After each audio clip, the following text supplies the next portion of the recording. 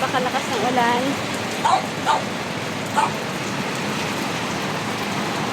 Pero kahit umuulan, magkapakain pa rin tayo. Ito, naka-ready na yung pagkain nila. Nalagyan ko na lang ng ulam. So, yun, tinig yung ulan, no? So, ayan. Ang ulam nila ngayon ay atay ng baboy. Bale, ito, ginrate ko na siya. Tapos, meron pa silang natira dito. Kasi 2 kilos yung pinili ko.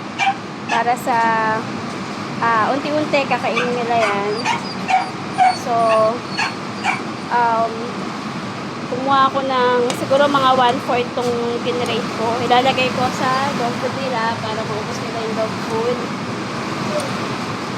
Tapos, alternately, bale, kung nag-pork liver sila ngayon, bukas iba naman ang ulam nila. Meron tayong giniling or corned beef. Pero sa ngayon, pork liver ang kakainin nila. So, para maiba naman yung panlasa nila.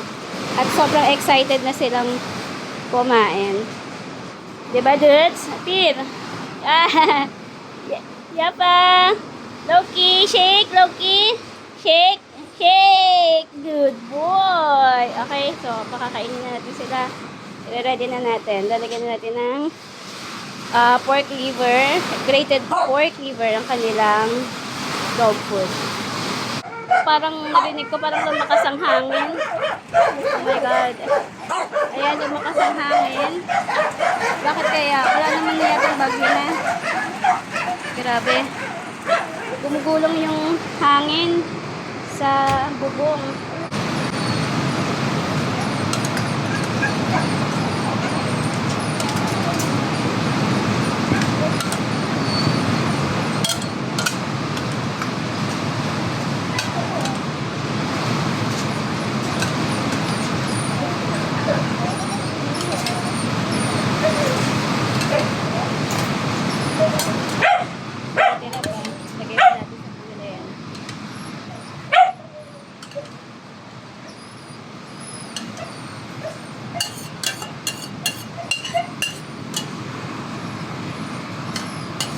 Pantay-pantay.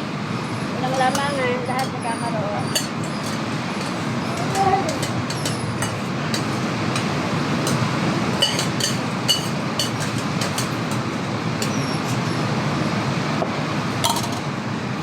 So, ayan. Lalamasin na lang natin. Tapos, ibibigay na natin sa kanila.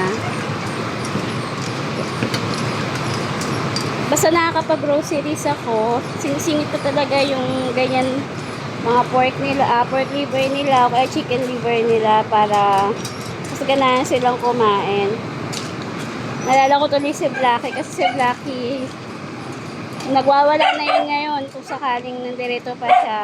Sigurado nagwawala siya kasi super excited siya kumain.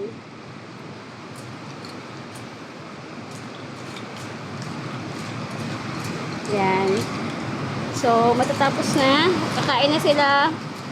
Tapos, syempre, after kumain, magliligpit, saka lang ako makakapagpahinga para naman nagawa ko yung mga dapat kong gawin for myself at para dito sa bahay after maglinis.